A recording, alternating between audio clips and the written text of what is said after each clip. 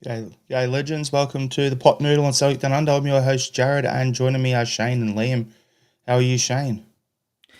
Yeah, not too bad, thanks, mate. Sort of recovering from what was a pretty big weekend. The highlight of it was no doubt getting to see Slowdive in concert at Festival Hall.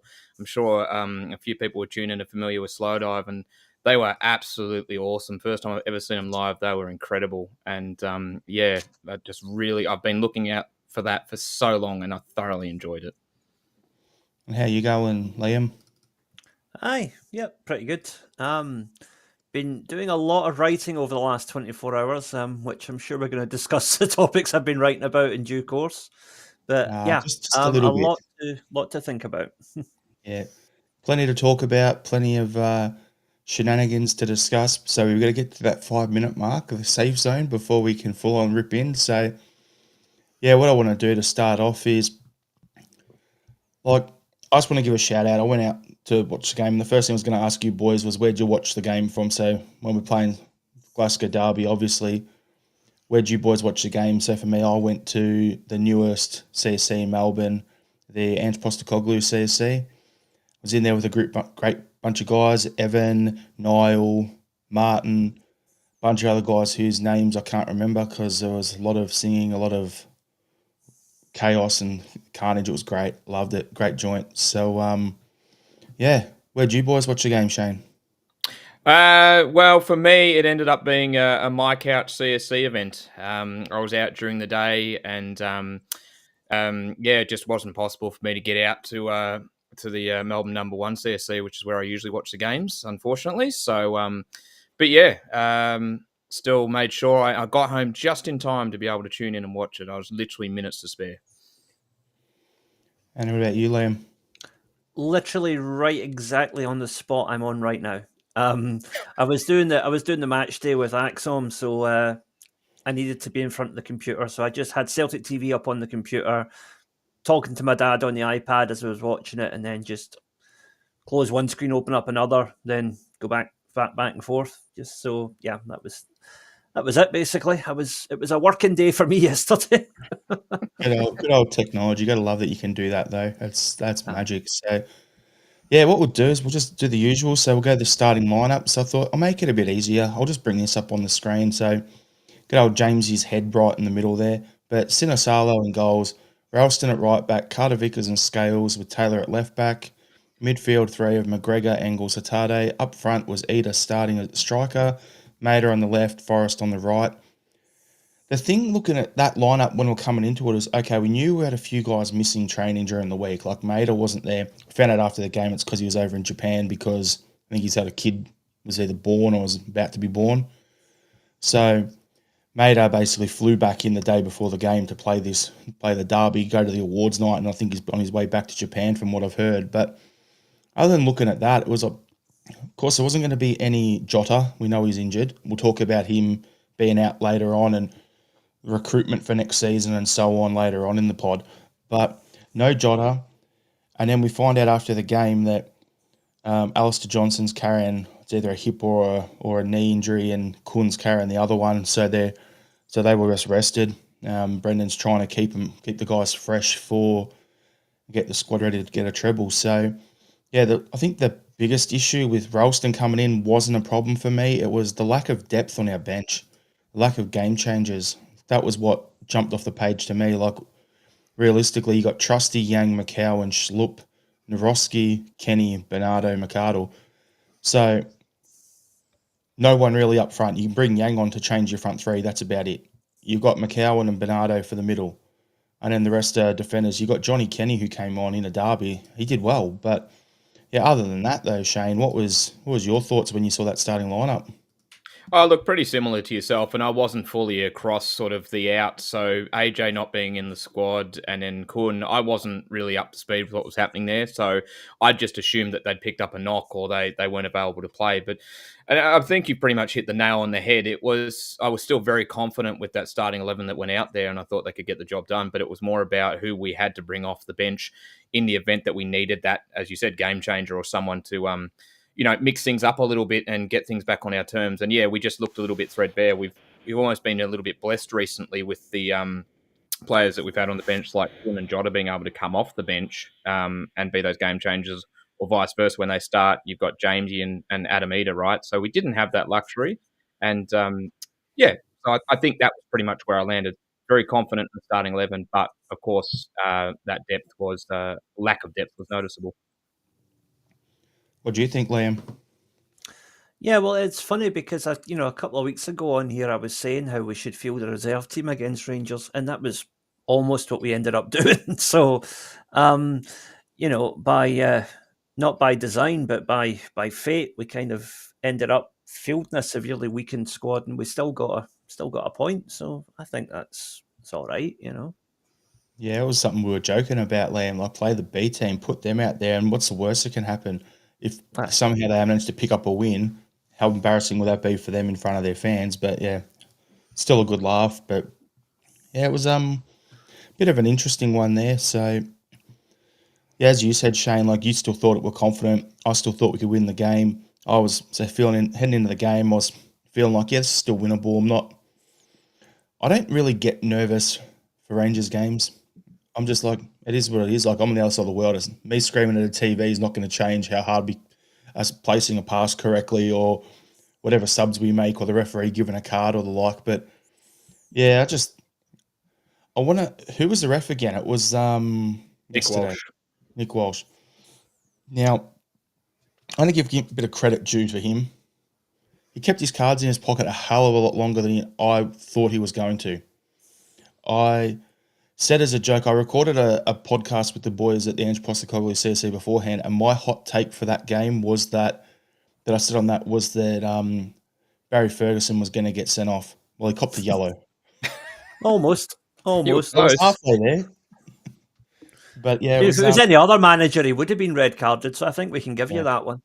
Happy days. But yeah, it was just one of those games where I wasn't too stressed about going in there.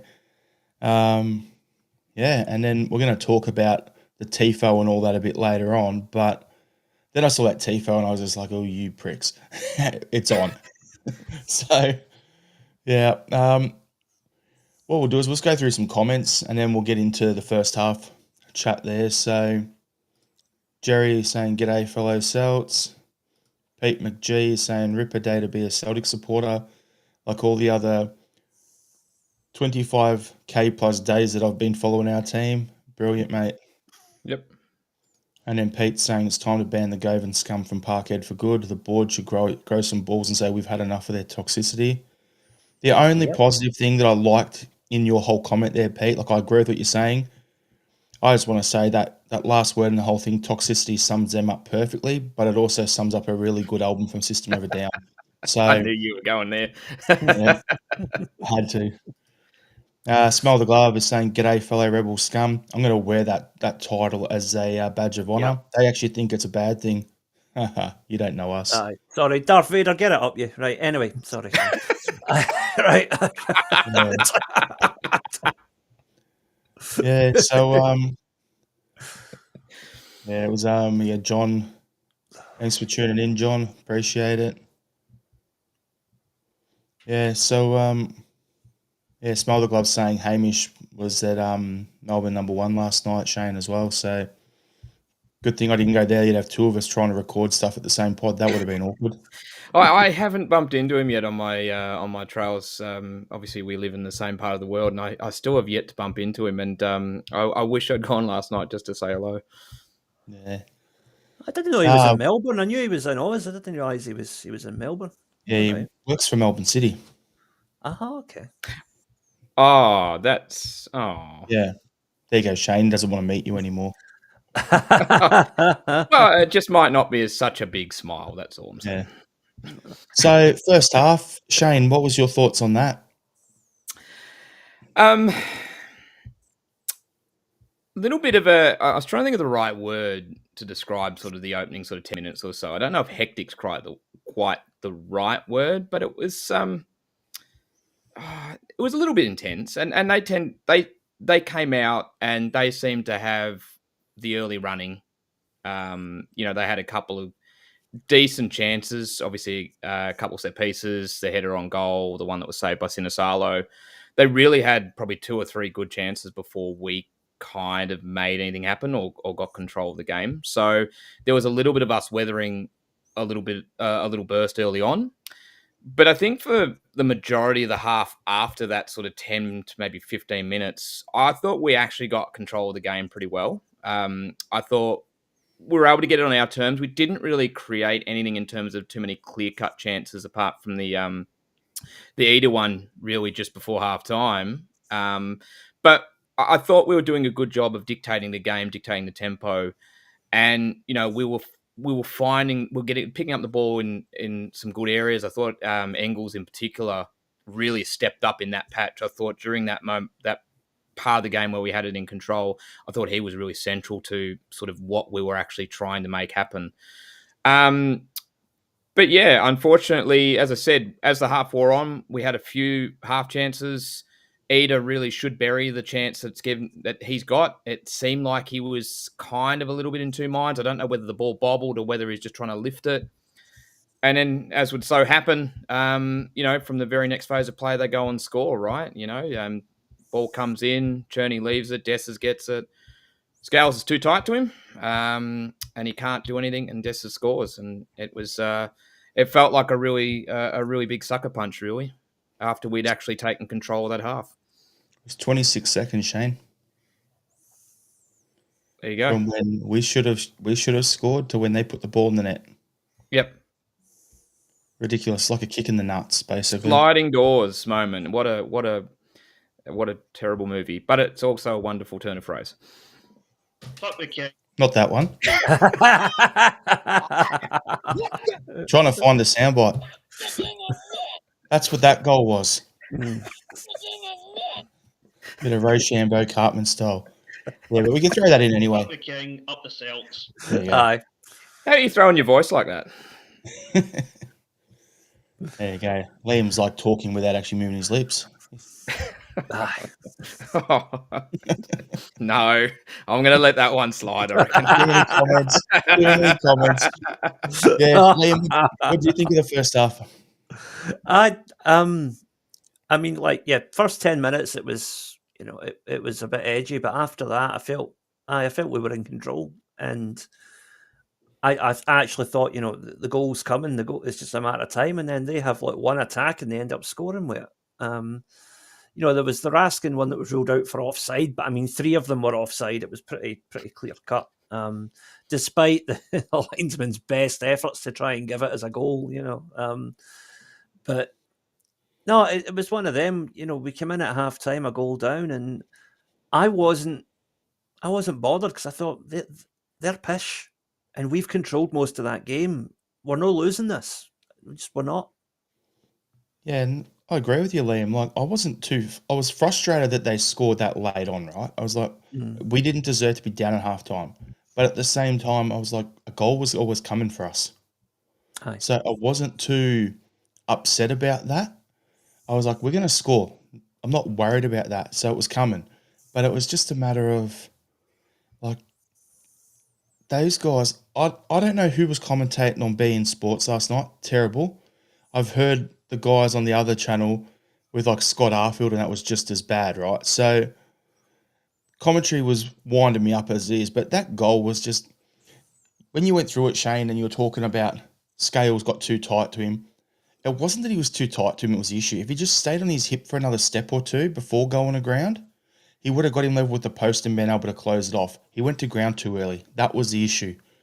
And he basically hung Sinisalo out, because Sinisalo, to me, was probably our best player in that first half. From the saves he made early to commanding his area and having the balls to basically tell his defenders, you hold your line no matter what. And if they run through 3-0 to me off a cross, I'll do what best I can to keep this out. And there was one where there was like a free kick, not the one that was ruled out for Raskin's goal that was ruled out, but there was also another one where they did it and he saved it. So the refs just played on. They didn't call it. In the first half. That was the one he got down really low, I think. Yeah, exactly. So Sinisalo was unreal. Like, we have got an absolute couple of quality keepers, which is great to see, because I don't want to have to rely on Bainzo. So it's great to see that. But at the same time, like, coming into half time, I was just so freaking confused looking at all the group chats I'm in. Here's a little rundown for you, right? You go into one group chat and people are saying, "Oh, Scales should be sold. Should never wear the shirt again." You go into another one, someone's saying that Eder is absolute rubbish and he's the worst player and a waste of £9.5 million. You go into another one, people saying Jamesy and Engels are terrible. And then you go into another one and it's Calmax too slow. The game's passing him by. I see that across all these chats, right? And that's not even looking at Twitter or anything like that. And I'm looking at going, how can we have so many different opinions on a game where they scored against us in the 44th minute? We dominated probably 35 minutes of that first half, yet so many people are pointing fingers at so many different players saying, "Oh, they're shit, they're shit, they're shit, they're shit." I don't get it. Like, I couldn't figure out. And the one player I actually thought was our worst player in the first half, nobody named him anywhere.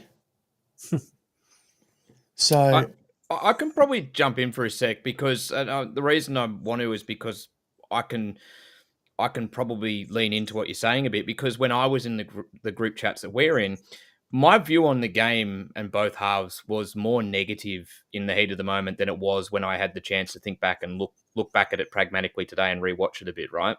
And I think a derby can sometimes really elicit some emotions that are a bit more intense and immediate without that initial view of pragmatism.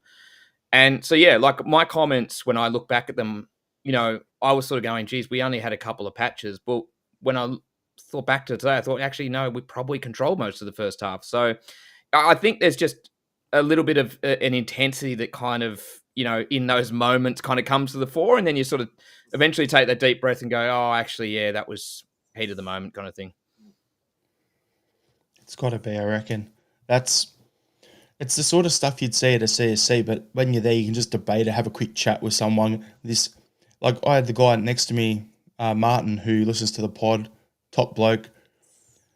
We were chatting about it, and I said the biggest issue in our midfield for me, and he came really good in the second half, was Ria Hatade. Like what the issue I had with him in that half was Kelmac was getting marked by two players. Engels was working his ass off, linking up on the right, ducking in, giving an out ball so he can play it to him, he can play it and just create into that space. What I noticed a lot with Hatade was he was a step or two off where Nick Walsh was. So I don't know whether it was Hatade was in the wrong position or the ref was getting in his way, but he didn't look to be moving to come back to present and give us a target to get on the ball. Second half, he did that, and he was unbelievable. So of all our players in the first half, it was Hatade just wasn't doing enough off the ball for me, and Greg Taylor gave the ball away 6 times in the first half. They were the two that jumped off the page to me. So, yeah, it's funny opinions and all that sort of thing, but get Liam to jump in here because we've been waffling a bit, you and me, Shane. No, I mean, I think that you both kind of summed it up, though. It's in terms of like these group chats and whatever, it's emotion overriding intellect, let's be honest, right? You get wound up when we're playing them and you say stupid shit. Just it happens, right? I mean, I remember being at a game against them, God, 20, 25 years ago at Celtic Park. Larsson makes one bad pass. Henrik Larsson, right? The King of Kings, makes one bad pass, and I swear, quoting word for word, the guy behind me, "Fuck's sake, Larsson, all you're good for scoring goals." Is that a bad thing? Answers on a postcard, I have no idea. It's like people saying about Eder in last night's game that he's terrible because he wasn't playing in the wingers. Well, the problem was he comes in to get the ball. There's no service coming into him in the first half. So then he's turning and making runs. And people at half time were saying, oh, he needs to come off his shit. He's not getting the ball. He's not playing in the wingers. He's not being enough of a target. Well, the ball was going wide all the time. If the shoulder was about an inch smaller, Ida would have been the hero at halftime. Yep. That's the reality. That's the margins that we're talking about here, Let's look at something here, Liam. Not just that, but first half, Eder could have had 2, right? Second half, Eder could have scored another 2. He could have had 4 goals in that derby. Yeah. Their goalkeeper had 3 great saves off Eder's shots in that game, plus the goal that he scored. But people go, and that's the thing, like where you're saying, like, oh, all you're good for is scoring goals. Well, isn't that a striker's job? Exactly. So 1 in 4, 25% conversion rate. That's actually bloody good for a striker, for the stat heads out there. I actually know that, and I'm not big on stats. Yeah. So, yeah, I just think it was kind of funny. So we'll go to the comments for a bit here. Good to see you back, Robert Gibson. It was a nothing game against a nothing team. Can we bring back Palmer so I can call him a wanker? We don't need Palmer to be here for that. You've got a forever pass here, mate, to just rip that in the comments whenever you want. Anyone wants to call Barkus cabbage hands in the comments as well, they can go for it. And unless Palmer gets transferred to one of those weird backward countries where masturbation's illegal, you know what I mean? Yeah, not my circles, not my bloody, radio. I've always wondered, how do they enforce those laws? Anyway, with pot noodles. So I smell the gloves saying my hands when I can see them. My Sevconian neighbour told me early yesterday he was away to the Old Firm game. I replied, I thought you drove an Audi, not a DeLorean. Brilliant call. Funny part is DeLoreans are coming back out, so it's with the electric car stuff. Michael My McDonald dad had a good encounter with a Hun pre-game yesterday. He was on one of these football fans forums, and this Hun was giving it all the usual filth about sectarianism and child abuse, whatever. And my dad just said, "Son, why don't you just sit down, calm down, pour yourself a nice cool cup of pish, and just take it easy."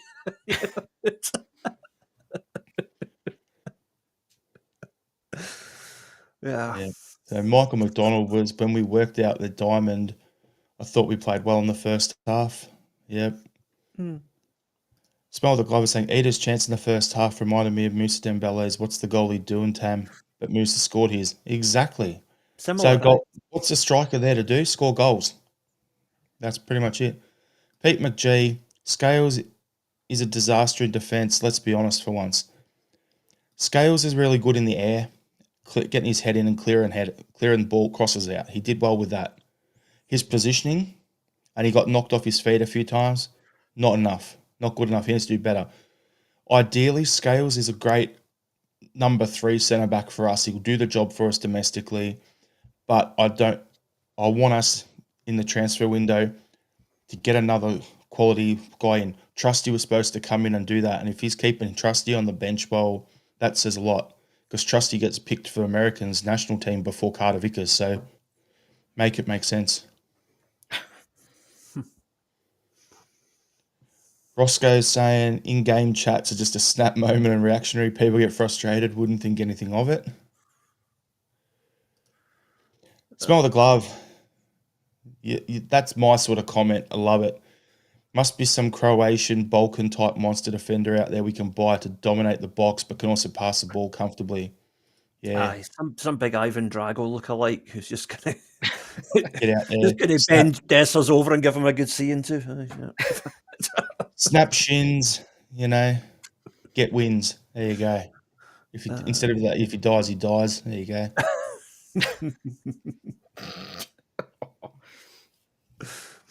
There we go. Robert Gibson. See Neil Warnock making notes in the Hun main stand. It read milk, bread, replace entire football team. Please, for the love of God, please. Yes, please. Continue. I will do this. I'll actually pray on my podcast. Come on. Make it happen. It's the best shit. Yeah. And this is difference of opinions here. So Andrew Galea saying Hatate was dropping deep because they were marking Kalmak.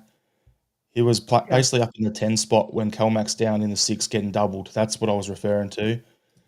Pete McGee saying, won't hear any criticisms of Rio. He was the best player on the park for me. Second half he was. The thing is with Hatate, he's always going to be a 50-50 kind of player. If it comes off, it looks great. If it doesn't, it looks very average. And I think in the first half, it wasn't coming off as much as it was. Whereas in the second half, more of what he did was actually working. Yeah, and it was That's Ingles scoreboard. was the one that was really lifting in that first half. He was the one that was working hard while Calmac was getting man marked. He was the one, linking up well, as you said, Jared, on the right and getting the ball in some good areas. I felt Hatate just couldn't get himself into the game in that first 45. Yep. Yeah. So I'm just looking at some comments here. So empty Sal's big rab. Thanks for getting back in here. The wingers, midfield were poor yesterday by their standards. Maeda, Kun, Jota all injured. Not sure why Maeda stayed on the park as long as he did carry a knock. I thought it was more jet lag for him than a knock. Was he He's not actually? carrying a knock. He was back in Japan waiting for his wife to drop the sprog. Sorry, I mean waiting for the birth of his third child. Yeah. Couldn't Liam, man. If anyone's going to get this channel cancelled, it's him. And I encourage it. So second half, yeah, we've pretty much discussed like it's more of the same. I thought we got more on top in the middle of the park, and got more on top and created more chances. They were hanging on. In the last 15 minutes or so, they were on shaky legs. They were hanging in there. And I'm sitting there going, come on, 88th minute, 2-1 winner with Ralston getting the goal. I want it. Come on, make it happen. But Bill. But so what was your take on the second half, Shane? Yeah, similar to yourself. I think we definitely had control of it. I didn't feel as comfortable in that second half when we were on the ball as I did sort of when we had control in the first half. But at the same token, they were sitting a bit further back. They were getting tired. They were sort of inviting us on a little bit. And obviously we eventually score with Ida, and I don't know if you want me to go into the goal right now, but Do it. yeah, well, obviously we'd started to get on top of that point already, and then the ball breaks really kindly for Maeda. Obviously, he plays it to Ida in the box. He's got to do a lot of work out of Ida. Like, we're talking, obviously, about the group chats and where people were saying he needs to be dragged and so forth. And sure, maybe he didn't have the most productive of first halves, but he was working hard. But in that second half, that goal was simply fantastic. That's a wonderful goal from any number 9 anywhere. The ability to get on the ball, the turn, the finish past the keeper.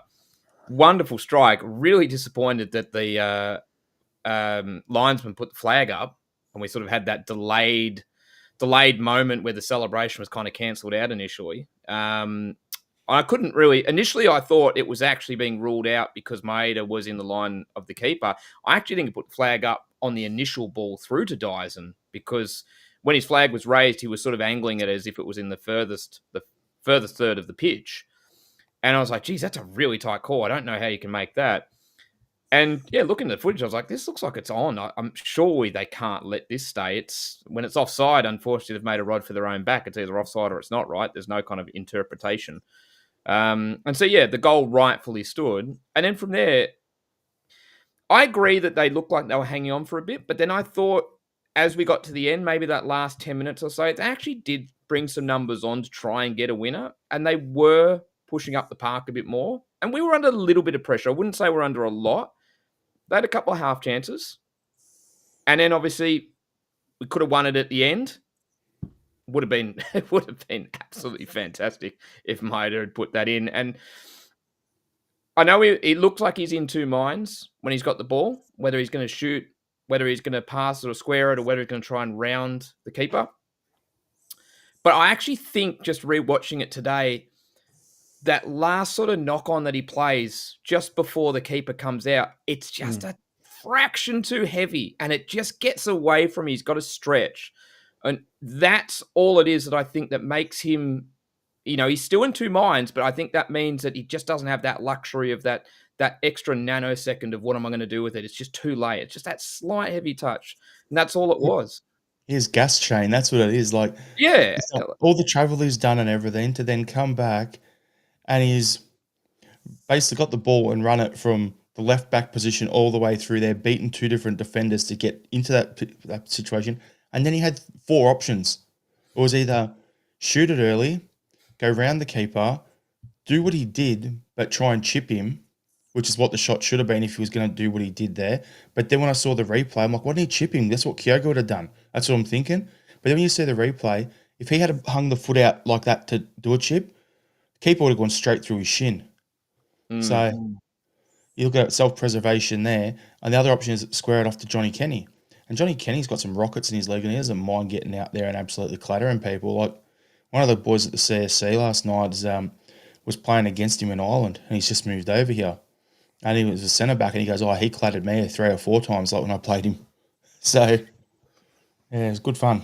But yeah, we should have done it. But the thing with the whole Eder goal, where you're talking there about the way, the whole VAR thing, right? It's good to see VAR actually working for clear and obvious in a game, how it's supposed to work for once. Their goal, the first one, getting chalked off for Raskin, correct call. As soon as that's gone in, we're all like, yeah, it's offside, no issue. Then when we score, it was the weirdest thing ever, because it's like celebration, yeah, we're all going mental. There's like a whole bunch of like people hugging, beers going everywhere, whatever. And then it's like the flag's up and you're like, get fucked. Like that. And then it's like, there's 3 things they're looking at. Was it the offside that you said, the wide one to Maeda? Was it the one where it's in by the shot? But then it was also, was there a handball in there off the deflection? So they were looking at those 3 things. So the right situation happened at the end. I'm happy with how that all played out. But yeah, it was just a bit of a weird one, really. I just didn't think they were going to score no matter how long the game went. Liam, you got anything to add? Well, just, the thing about that last minute chance from Maeda, right? My dad had this bet on, one of these weird bets where it's like so many corners, so many fouls, so many shots, whatever, right? And basically, the accumulator had all come in. He was waiting on Dyson to have a shot on target for about 100 quid. I'm like, even if he just blasts it straight at the keeper, my dad would have got his money up. But see, because he tried to drag it round the keeper, technically that wasn't even a shot. So, Dyson, I love you, mate, but you bloody let us down last night. Come on, Dyson. He didn't get his coupon to come through. Unlucky. Yeah. I love how coupon's got a different term. In Australia, it's like a punt. Over there, it's like, the head or something like that, or their face. That's brilliant. I learnt that last night, actually. All right. You learn something new every day. So now it's time for some fun. So what I want to talk about is the piss poor actions from the Hun fans. So I've got a bit of a rundown of some things here. So we're going to start off with that pre-game tifo. I mentioned it earlier. I'll bring it up on the screen because it's good fun. I'm looking at that going, okay, take aim against the rebel scum. And I'm like, okay, so is that an exhaust pipe at first? Didn't realise there was a shotgun and someone with an afro. But I'm like, is that Danny McBride? The actor? And then we figured out it was actually supposed to be Graham Souness. So for once, I'll give credit where it's due. At least they got their lines looking nice and sharp on the outline of the circles and everything on their tifo, because we all know the Huns tifos are an absolute cluster. So I'll give credit where it's due. At least they got that right. But the thing with that tifo, where's the shotgun aiming? Right at the corner where our fans are sitting in the first game back in their stadiums. That's not at all like incendiary and trying to stir up shit, isn't it? Mm-hmm. Then during the game, the ongoing songbook that they have, we all know what that's about. Then there was the idiots throwing bucky bottles onto the pitch during the game, and yet again, remember last time when coins and stuff were thrown, 4 or 5 people touched them before it got to the police. This time, a random subs ran on and picked up a bucky bottle and whatever else. Yeah, they're good at contaminating evidence. And then, yeah, later on there was, like, I heard there was shit got thrown at our players going down the tunnel at the end of the game too. So, other than that, there's probably 20 or 30 other things that I could have touched on. But I want to know what's your thoughts on that, Liam, because as you said, there's good Rangers fans and then there's Huns. Yeah. These people are the Huns, right? Mm. And all clubs have some dickhead supporters in the mix. Like we have it at our club too. Every club has their own little dickheads and idiots, right? But they seem to have a hell of a lot of them. And I don't know whether it's inbreeding or whether it's the schools or whether it's that they're just like, the old Darwin Award sort of thing. All the people who, would be the guys dying in the Darwin Award books all happen to go for Rangers. I don't know what it is, but they're absolute morons. So what's your thoughts, Liam? It's kind of appropriate that they did choose a tifo that was a bastardization of a quote from Star Wars, because you're going to Ibrox, it does look like the fucking cantina, doesn't it? Yes. Just no clarinets, it's all flutes, but aye, you get the point, right? Skin flutes.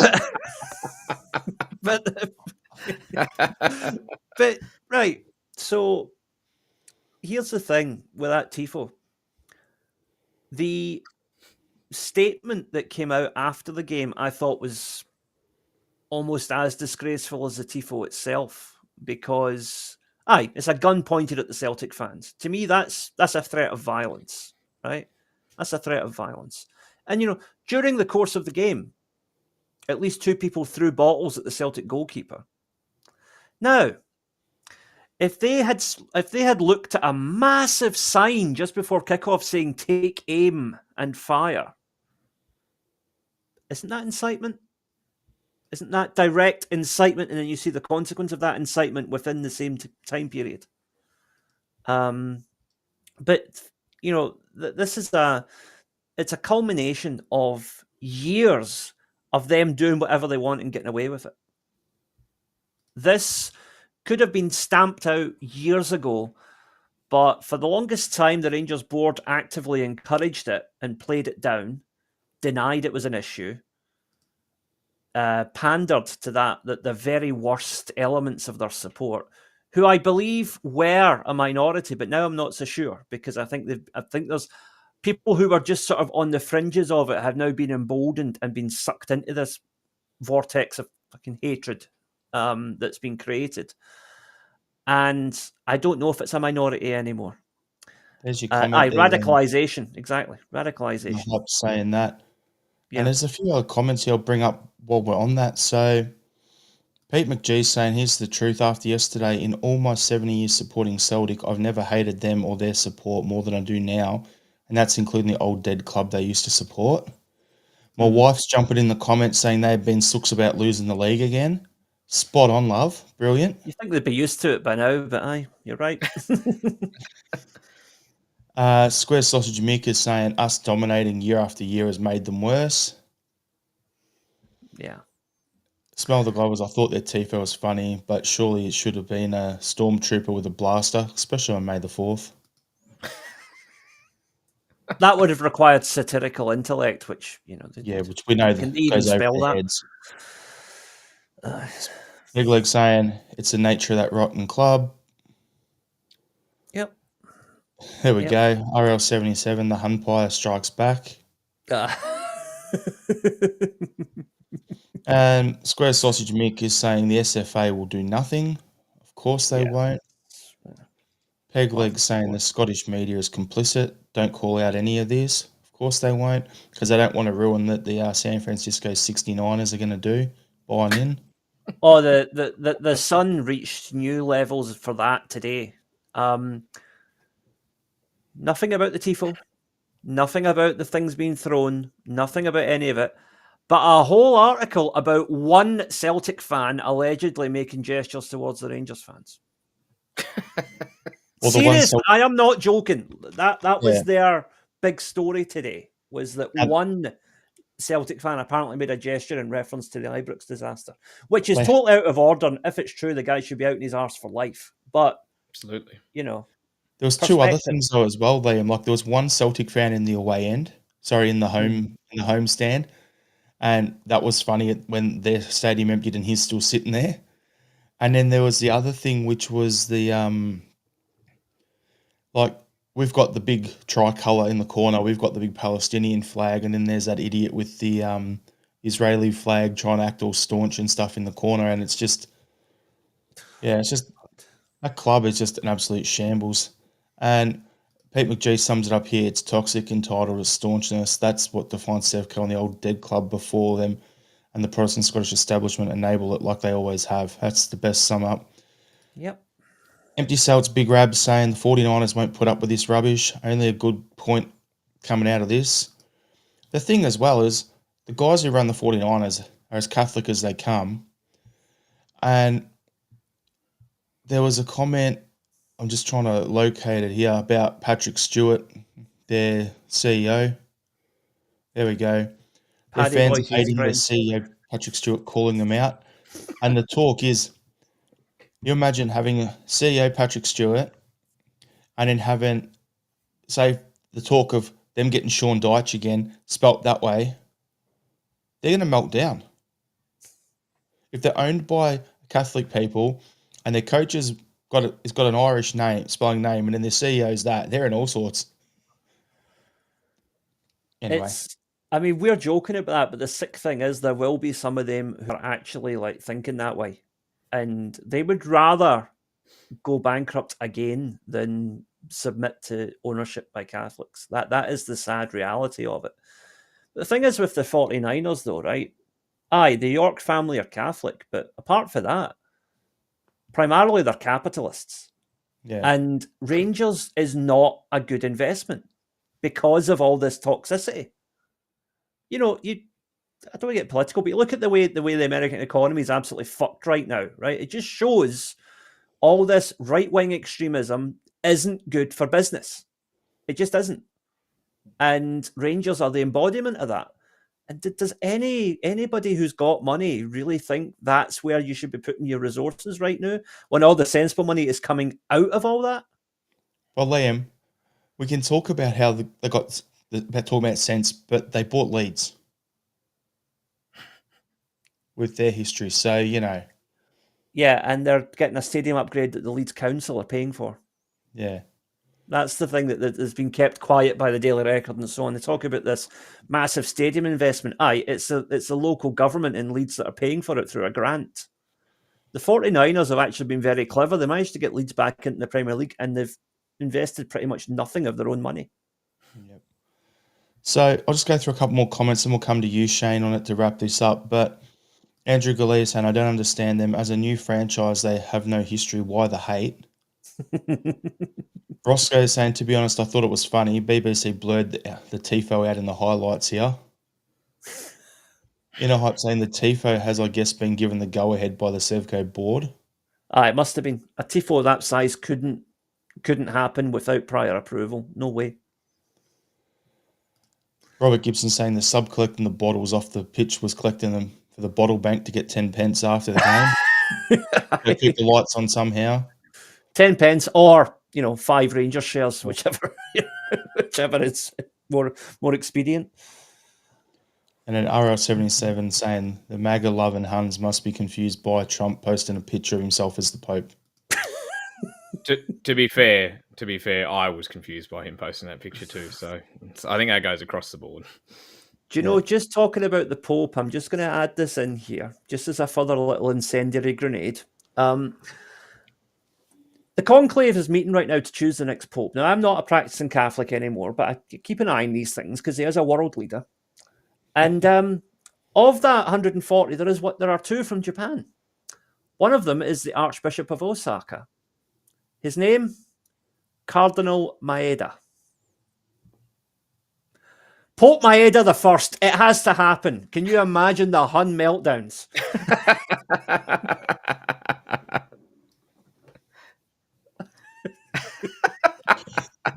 I'm just trying to get this ready. I don't have a picture of the Pope one anymore, but I've got that still ready in there. That'll do. Yeah. So, Shane, what's your thoughts on the whole?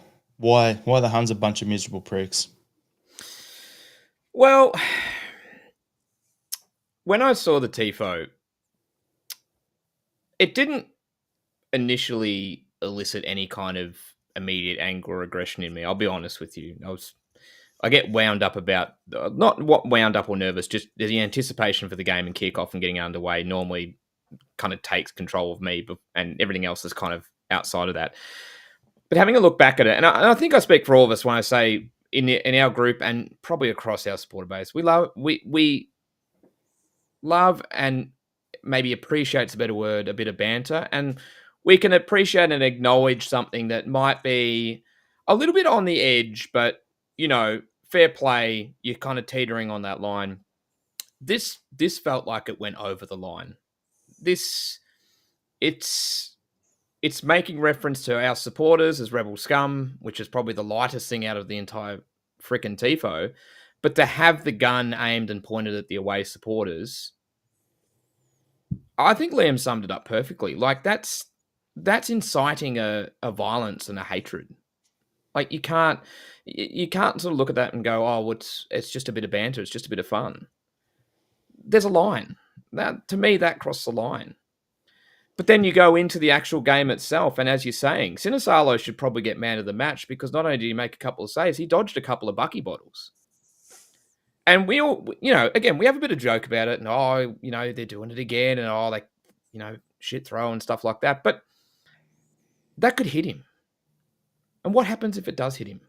Or what happens if that breaks and we see that situation where they've got to have people come out and actually comb through the fucking penalty box just to get glass off the pitch so that no one actually falls on it? And the stupidest thing is, if that happens, any one of their players could cut themselves on that fucking broken glass. It's just insanity, and it's just fueled by a hatred that, and I speak from someone who's outside of the bubble. I've never been in the bubble. I see it from the outside, and I just look at it with complete and utter just amazement that people could stoop that low. The funny thing, Shane, I'm just going to jump on that, is they're throwing that into the box that they're attacking. So they put a cross in, and if there's something there, it can deflect the ball away from their player. They can trip their own player over. If a player dives for a header or has a shot and falls over and there's glass there, they're the one copping glass in their arm, in their leg, whatever. So it's like, oh, let's throw the bucky bottle for my 5 seconds of fame here, and so I feel good about myself. But then look at the ramifications that could come off it. It's just ridiculous. Well, you sort of made the comment before, you sort of led into, well, why are they like this? Why is this sort of frustration there? And I don't know if you had potentially, I might be jumping ahead here, I better ask before I do. Do you have this sort of whole debate about the Guard of Honour as a discussion point coming up or not? No. Well, I'll touch on it very briefly because I want to give Brendan some credit here. And I shared this today in our group chat, and we talk about Brendan being box office in his press conferences and things like that. And he absolutely is. And he bodied their whole club once again a couple of days ago when they did the whole, are you going to expect a Guard of Honour debate? And, Brendan answered it very, very openly and very honestly about its tradition, but he wasn't expecting it, and he was very open. And then as he sort of got into his answer, and I'm paraphrasing a little bit here, but he goes, for a club that, continually comes up, like for a club that's come up short and continually comes up short, it might not be sort of acceptable for their fans. And it was just in that moment where I was like, he's bodied them again. He's done it again. And it was said so just matter-of-factly. And I think that's it. It's just that they're so kind of off the pace. It's been so long now that I think they just resort to this kind of over-the-top aggression that leads them to do this absolutely stupid shit. Yeah, 100%. So normally we go player focus to wrap up the game, but we've already done all that. So we'll leave it there and go, who was your man of the match? So Liam, what are you thinking? I would go with Sinisalo. Just the saves, but also having the maturity to deal with that absolute mess of a scenario going on around him. Showed an amazing level of maturity for such a young goalkeeper. So yeah. It's only his sixth game for the club, so I can't Future say that. Celtic captain. You heard it here first. Future Celtic captain. I'm telling you now. I'm not big on putting this captain's armband on the goalkeeper because if you need to confront the referee and your keeper's in goals, they can't really run out to get in the ref's face. So that's the only reason. But yeah, for me, Sinisalo was the man of the match. Hatade was the best player on the pitch in the second half, but I think probably our second or third best in the second half was still Sinisalo, and he was our best in the first half. So put it together, and he gets the man of the match. Shane, what do you think?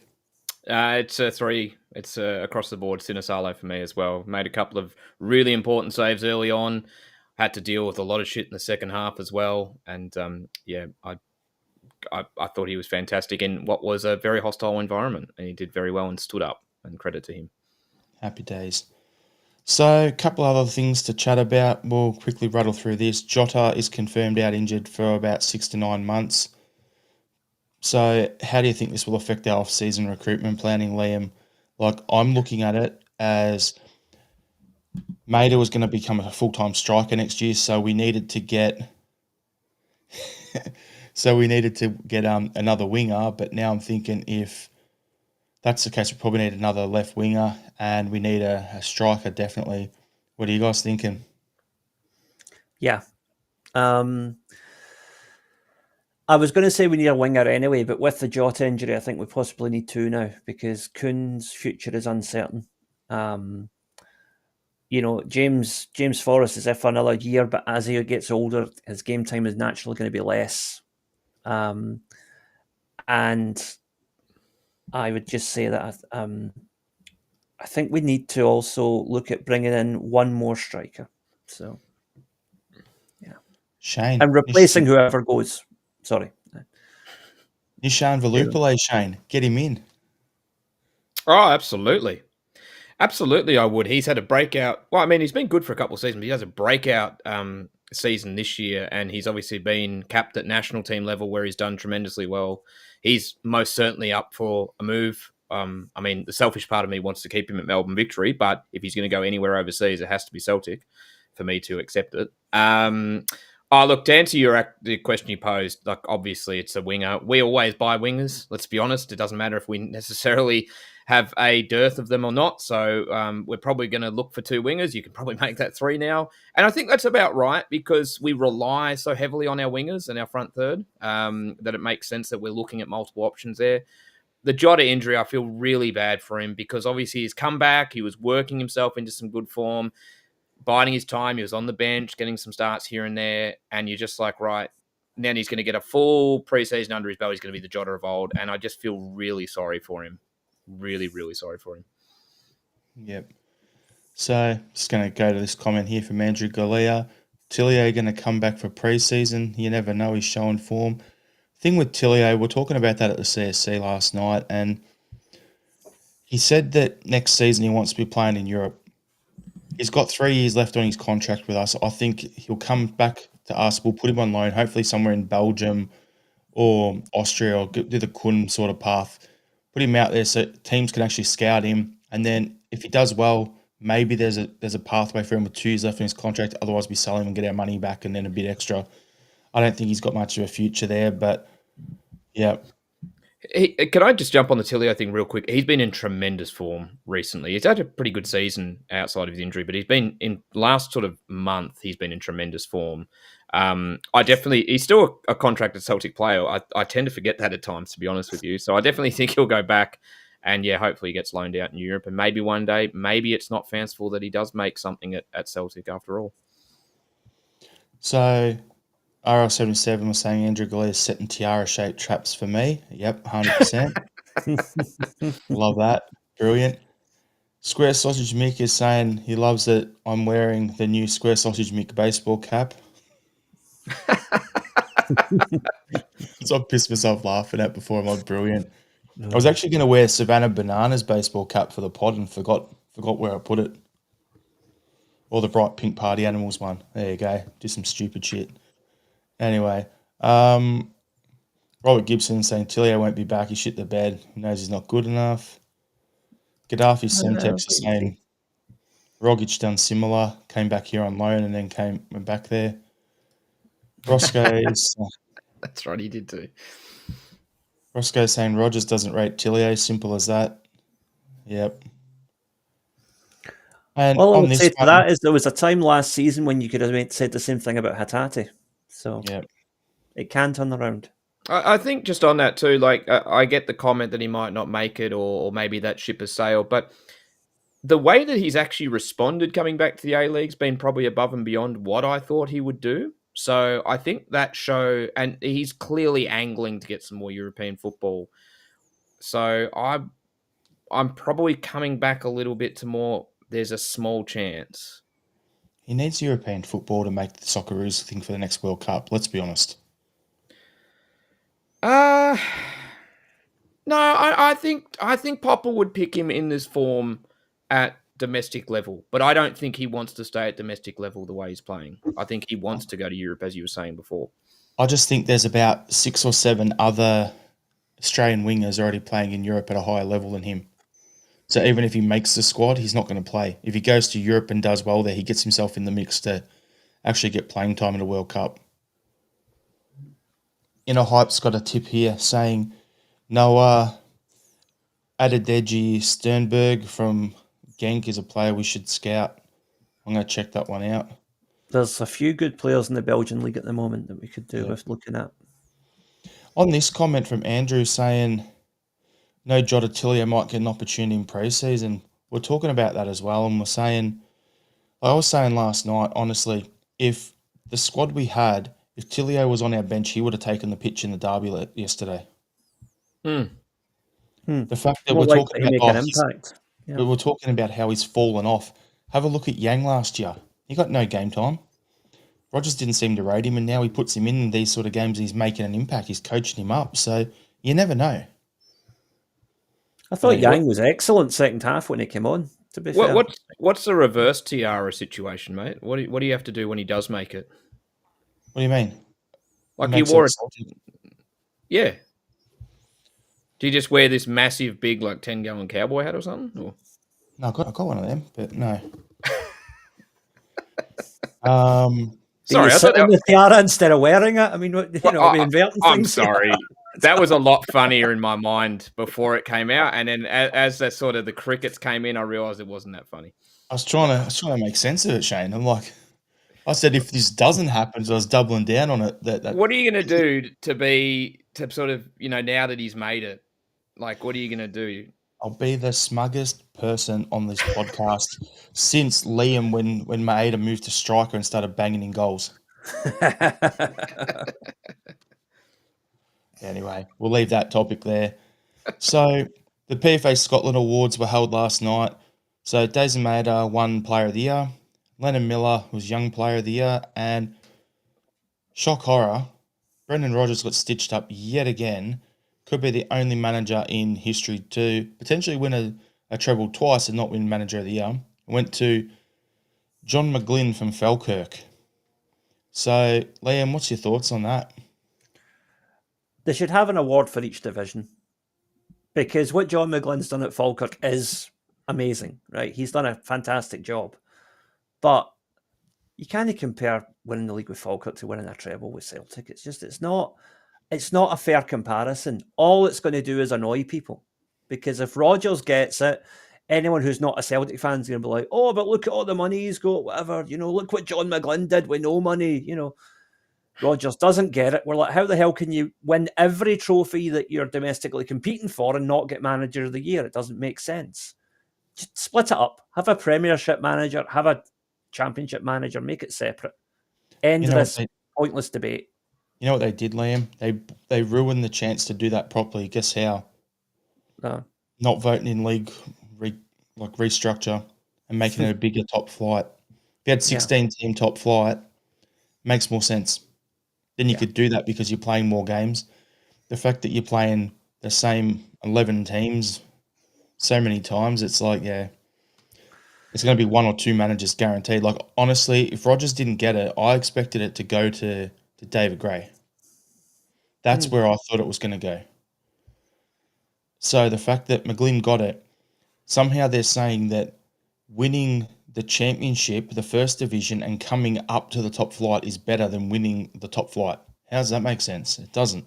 So anyway, it's just a load of shit. Shane, what's your thoughts? Anything to add? Or do you want to get stuck into the Young Player of the Year thing?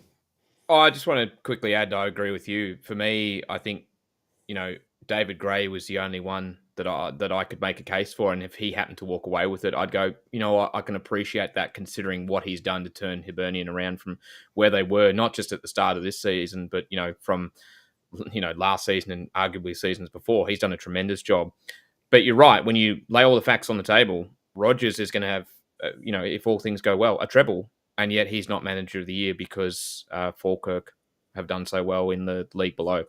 It doesn't make sense at all. So Pete McGee's saying England vote for divisional managers, don't they? Yes, they do. Yep, that's the way it should be. Mm-hmm. And Lovett is saying bad when winning the first division is superior to winning a treble, pure bias. Roscoe is saying if they had split it, Gray would have probably got it anyway.